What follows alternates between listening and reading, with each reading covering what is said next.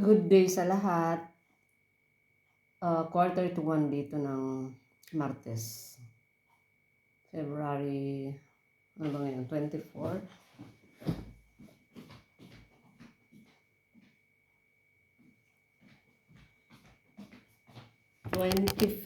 Na pala.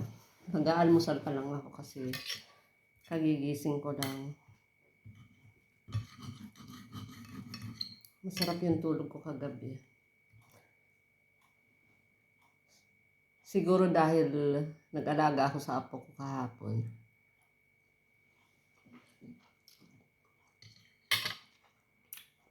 Mas maganda talaga yung natatagtag yung katawan.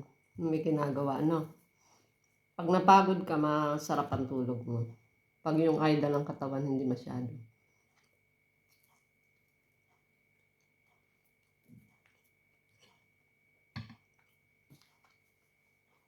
Kain po tayo. Nagluto ako nitong, kung tawagin dito sa amin, prosciutto. Parang ang katumbas sa Pilipinas ay ham. Medyo hindi kasing tamis ng ham sa atin. Ang alam ko kasing ham sa atin ay may pineapple juice. Binababad sa pineapple juice. Tsaka yung may tinatawag na honey cured ba yun? Basta matamis. Ito hindi masyado. Pero maalat-alat to, processed meat eh. Bihira lang naman akong kumain nito. Unhealthy to eh. Kaya naisip ko kasi, tanghali naman na. Ito kasi yung binabaon ng mister ko, pinapalaman sa pandesal na ginawa ko. Ito na nga pala yung pandesal. Okay naman. Initin lang kasi tumitigas naman talagang tinapay pag hindi mo kinain agad after na ma-bake mo, di ba? Malambot lang pag bagong gawa. Anyway, yun ang mga ganap kahapon sa buhay ko. Kung interesado kayo malaman.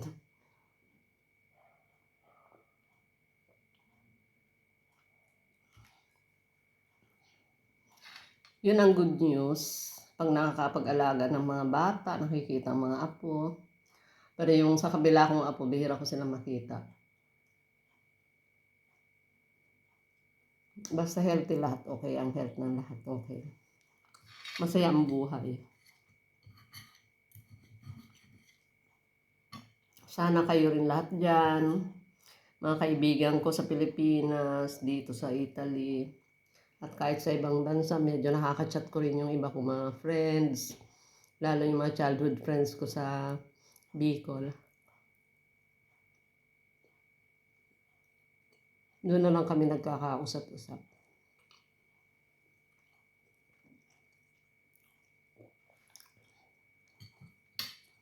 About naman sa hinihintay kong chance na makauwi ng Pilipinas, wala pang balita. Hindi ganun kadaling mangyari yung mga dapat munang maayos. Hindi madaling ibibigay.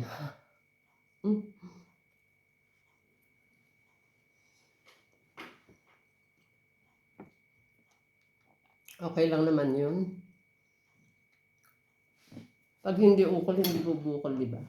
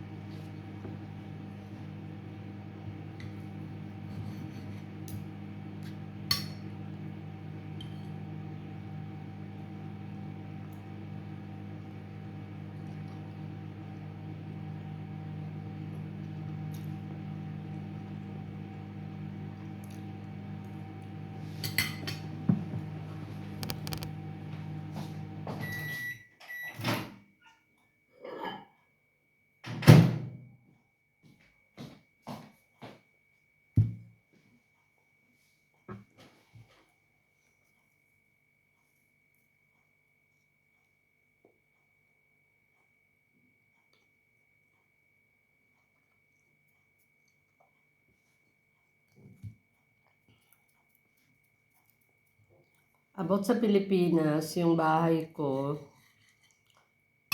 may magtatrabaho sa kapitbahay. Pinapayos na nila yung bahay nila na medyo napabayaan.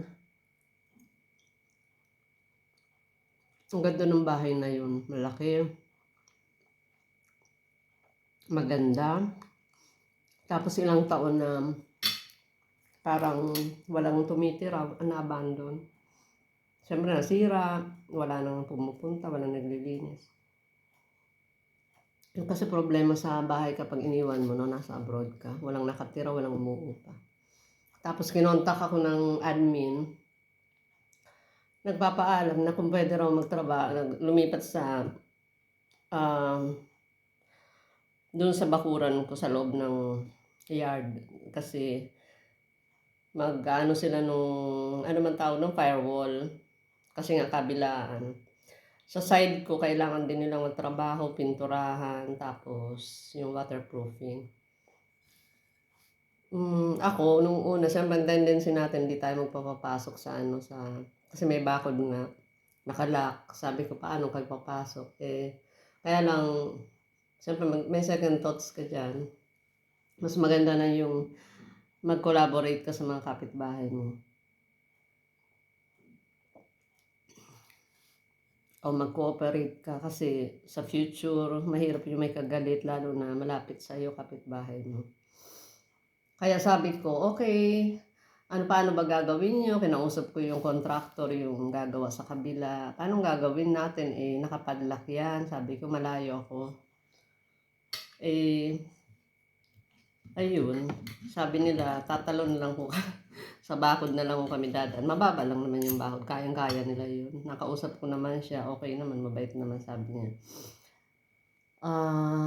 Ganun na lang ho, yung mga gamit idadaan, over the bakod na lang. O sige, kako kayong bahala. Tapos, linisin na din daw nila pagkatapos nila magtrabaho, linisin na nila yung mga kalat at kung anong merong kalat pa dun sa bahay na hindi naman nila kagagawang. Sabi ko, pasensya na ka ako dahil impulsive yung una kong sagot, umayaw. Nireject ko yung request. Kasi bakit?